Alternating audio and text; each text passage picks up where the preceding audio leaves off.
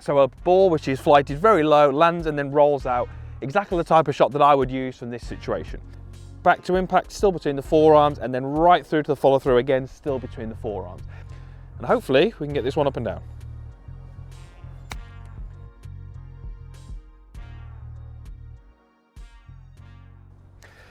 So, welcome to video 2 in this 4-part video series in association with the hanger. And today I'm going to show you how you can learn and develop a skill which all the best players in the world have and which you need to develop if you want to take your game to the next level. I'm going to show you how you can take one of your wedges and how you can use that wedge to hit a variety of different shots around the greens to help you tackle any situation that you might be faced with. So, this is my 56-degree wedge, which I tend to use a fair bit around the green, and I've got the hanger set on its on the grip, and it's just its natural position where the plastic club head lines up with the club head down on the ground.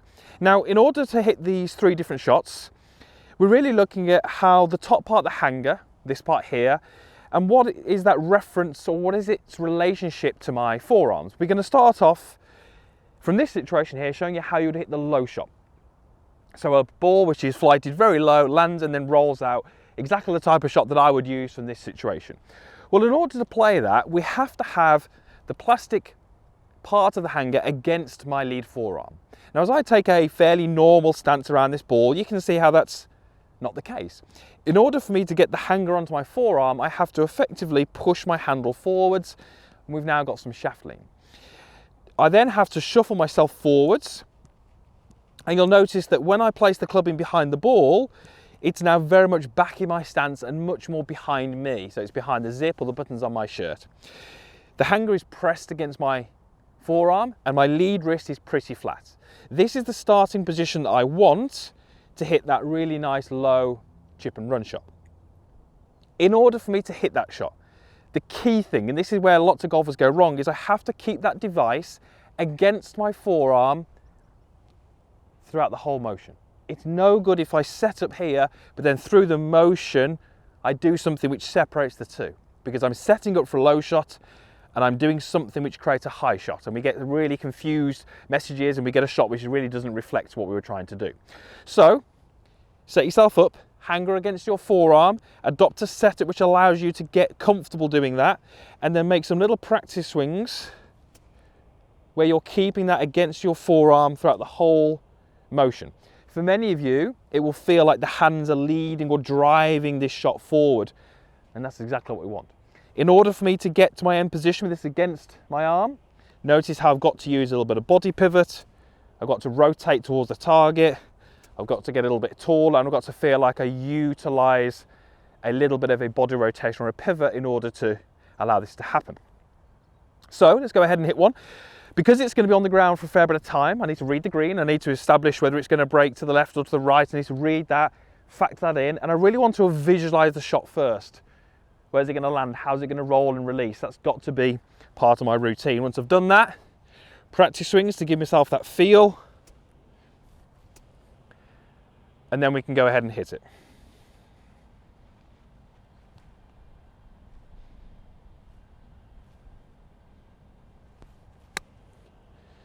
Fairly low shot, releases out, and a little bit short, but I'd be fairly happy with that.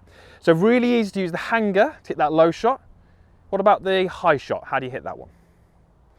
So the hanger is one of the best devices that I found to help train full swing right the way through to short game. So if you'd like to get your hands on one of these devices, the hanger are giving 15% discount, and you can use the link in the description box down below to get access to that. And if you're not happy, there is also a full money back guarantee.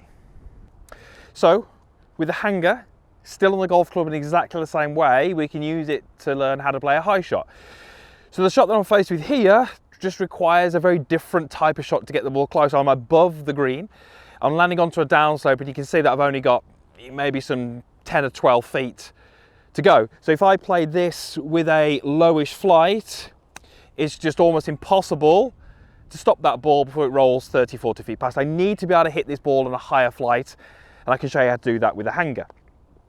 So, for that low shot, hanger was pressed against the lead forearm. Simply to hit this higher shot, we're going to be rotating the club face open until the hanger sits against my trail forearm. So as I set that club in behind the ball, you can see how this device is now contacting my trail forearm, and it's comfortably away from my lead forearm. What that does, it gives the club more loft at address.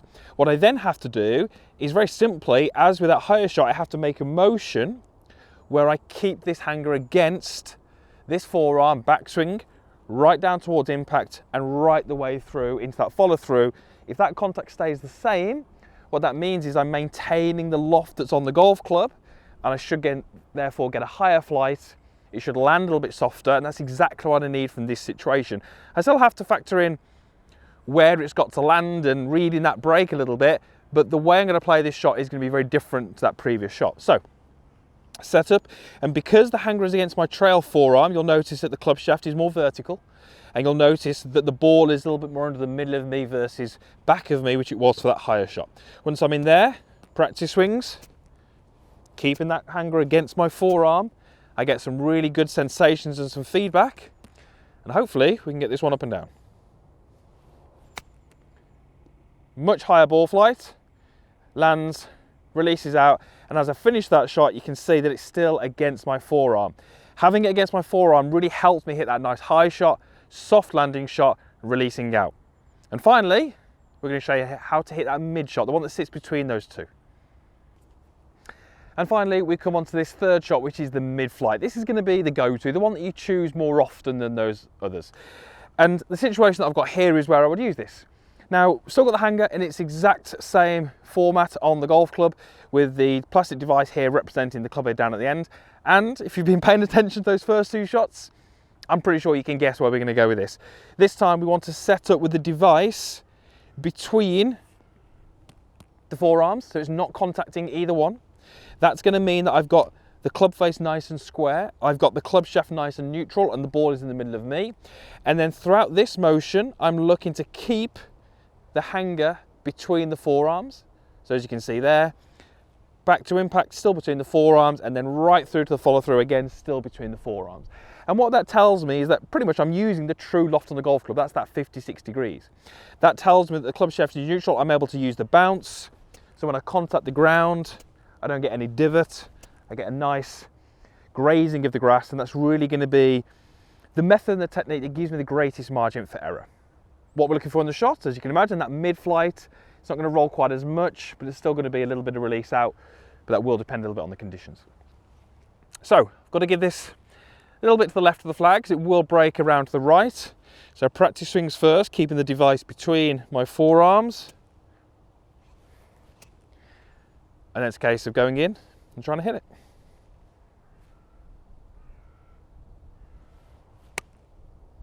Mid-flight, lands on the green, and that one is very close to going in.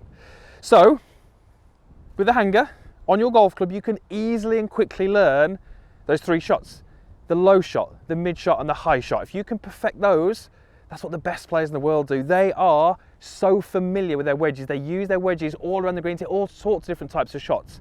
It's developing their skill, and it's building more shots in your arsenal that you can choose from to help you get up and down more often. So that is how you use the hanger to learn how to hit every single shot you can around the greens. Thanks for watching. Usual stuff is down below, and make sure you check out the next two videos in the hanger series coming very, very soon.